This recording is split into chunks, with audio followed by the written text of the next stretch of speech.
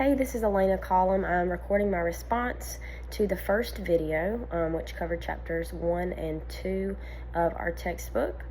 So to answer the first question, and looking at the skills listed in the table on page 5 of our textbook, I believe that a teacher leader should possess the following 2 skills. Number 1, good listening skills, and number 2, good communication skills.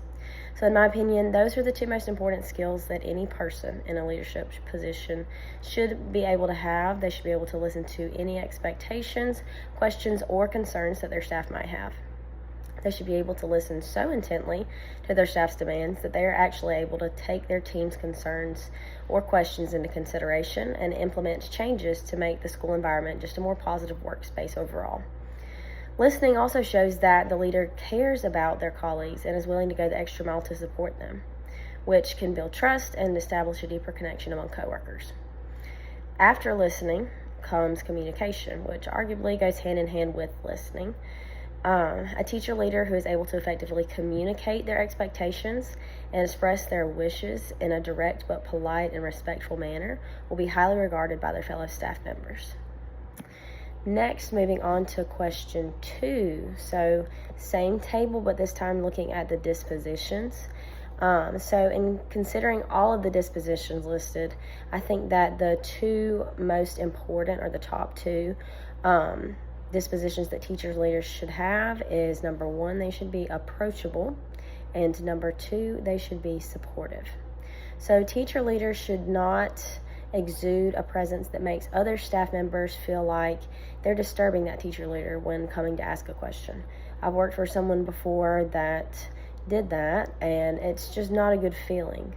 So instead, they should be welcoming of any questions or concerns that their coworkers might have, and they shouldn't correspond with coworkers in a condescending or patronizing manner, but instead should treat other employees as equals and have an open door policy just to foster that positive work environment.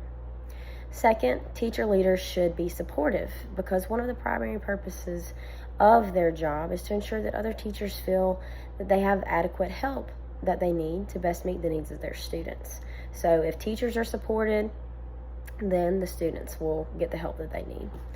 Teacher leaders should convey the message that they are willing to go above and beyond the call of duty to support the needs of other teachers and their students. Next one, we're looking at question 3, the top rewards. So I think that rewarding teacher leaders really depends on the individual's personal preference, as each teacher's personality is obviously going to differ very greatly.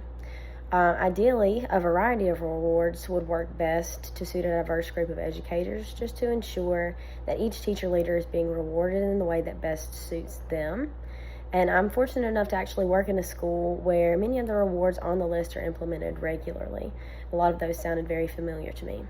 But for me personally, I think the top 2 rewards, number 1, verbal affirmation. That's the top reward for me, simply because I just thrive off of positive feedback. Hearing that my efforts don't go unnoticed and that I'm appreciated, it truly means a lot to me.